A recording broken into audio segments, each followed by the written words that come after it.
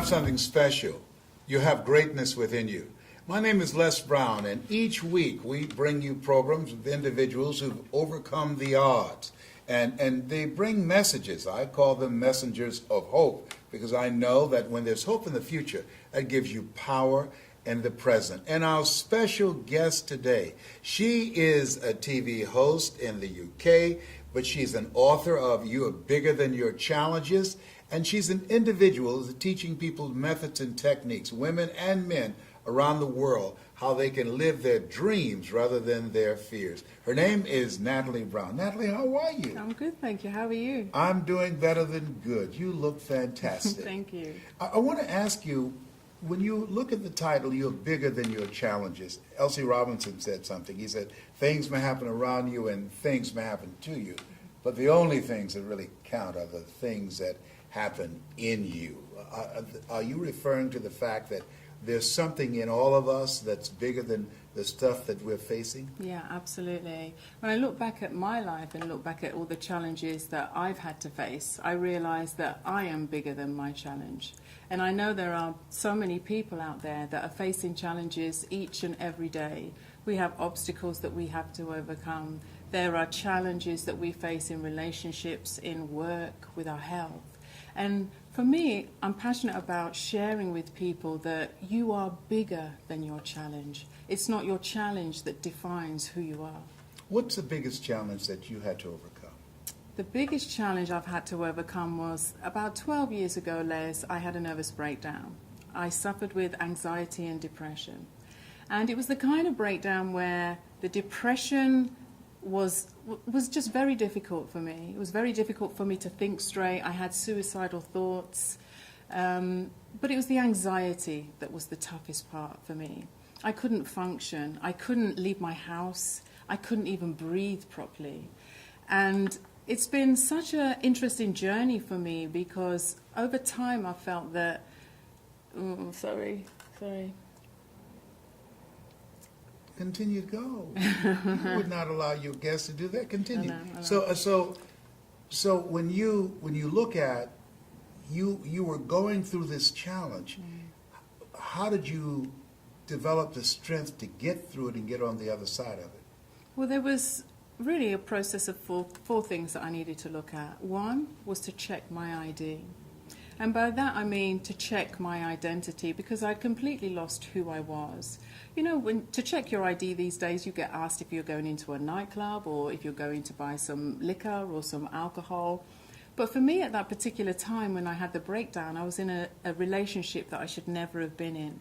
Now, it wasn't an abusive relationship, but it was a very stressful relationship. And when I think back to my own identity, it wasn't who I am. You know, I settled for something that wasn't me. And so the manifestation of the breakdown came from the stress of that relationship.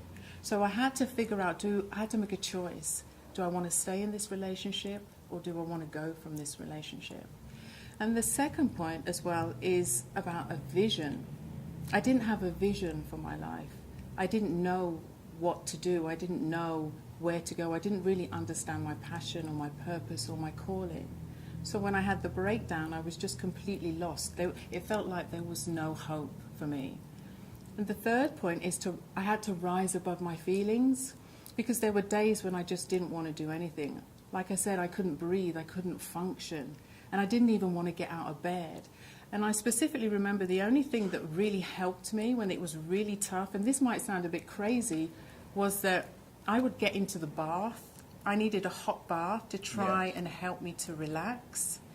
And so I had to find a way to rise above my feelings and to realize that these are just feelings. One day you could have a feeling that's negative and the next day have a positive feeling. And the fourth thing that really helped to me was about taking action. You know, I had to make a decision. Did I want to stay in a self-pity party in the corner where I felt like I just don't want to do anything? Or did I want to fight to get better, fight for my dream, and fight to make it through to see another day? When you look at that time, did you at any time seek psychiatric help or go to visit a psychologist or try and get some counseling to help you make some good decisions? Because they said when people are under a lot of stress, many times you don't have the bandwidth to make the right decisions. Yeah. And I did, and I tried everything. I tried counseling, I tried psychologists, I tried Chinese herbal remedies, I tried acupuncture, I tried everything. But to be honest with you, the thing that turned it around for me was there was a time where I remember going to the doctor, and the doctor wanted to put me on antidepressants. And I didn't want to go on the antidepressants, but I took the prescription. I went to the pharmacist, and she said to me, just casually, "Oh, these tablets are for people with epilepsy." And I thought, okay, well, I don't have epilepsy, so it's not really relevant to me. So it kind of just went above my head. But a friend of mine was trying to get me to go to church. But at the time, I wasn't a Christian, and I said, how is church going to help me? It's just not relevant to me. But she gave me a Bible, and I will never forget that when I took these antidepressants, I took them and I put them in the drawer. So I didn't actually take any, I just put them in a drawer.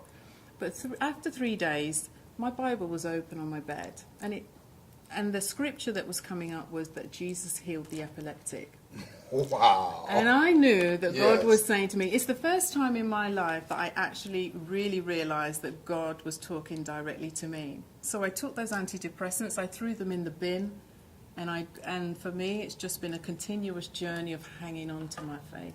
So, there's a saying that coincidence is God's way of staying anonymous. And you knew on that day with the epilepsy pills and that scripture, you said, okay, I got it. I'm listening, and there's a song, God is trying to tell you something, and you got the message. I did, yeah. What would you say to people who have surrendered and given in to the challenges that they're facing? It might be their health. It might be a relationship that is no longer good for them. It might be a job where they're stressed out. What would you say to them to help get them through that challenge and face and get a new perspective on where they are? Yeah, I would say don't give up hope, because once you lose hope, then what else is there? You can never give up hope, because tomorrow is always a new day, and things can change in the blink of an eye. And so just I don't know whether if you're a Christian or not a Christian, then it's irrelevant, but at some point you have to change your mindset, because that's where the problem is. The problem is in the mind, and we have to work on changing our minds. And as I say, I'm a living witness, Les. I'm a living testimony of what can change. Because people always say to me, how did you get from, having a nervous breakdown to being a talk show host, interviewing the likes of Richard Branson, meeting the Oprah Winfreys and all the other people that I've been blessed to be around. And I just say to them that, you know what, I have a dream. I have a dream. We all have dreams. It doesn't matter how difficult it is. It doesn't matter how dark the day is. Somewhere inside of you, there is a dream that maybe you had when you were only 5 years old. There's a dream there. And I would say to people, just try and tune into that dream somehow, and just have hope to know that tomorrow can be a better day.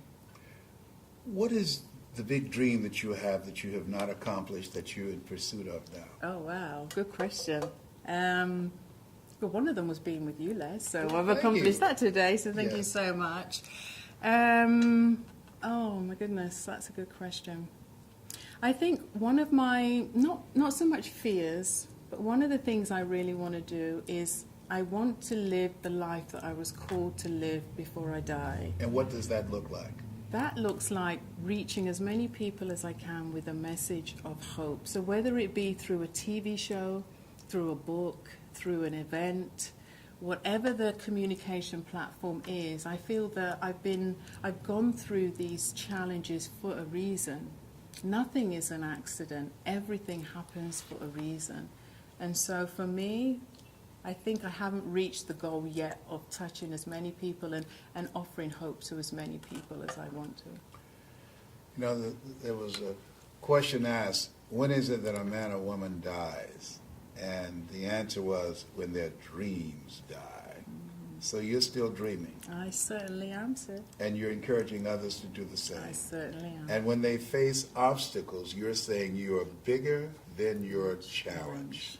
They certainly are. That's a powerful message. Very good book. And you're a powerful messenger. So we thank you for who you are. And we're celebrating your coming through the storm that you went through and continue to go and change lives, because there are people who need to hear your story. I would like to say to those of you that are watching, you have something special.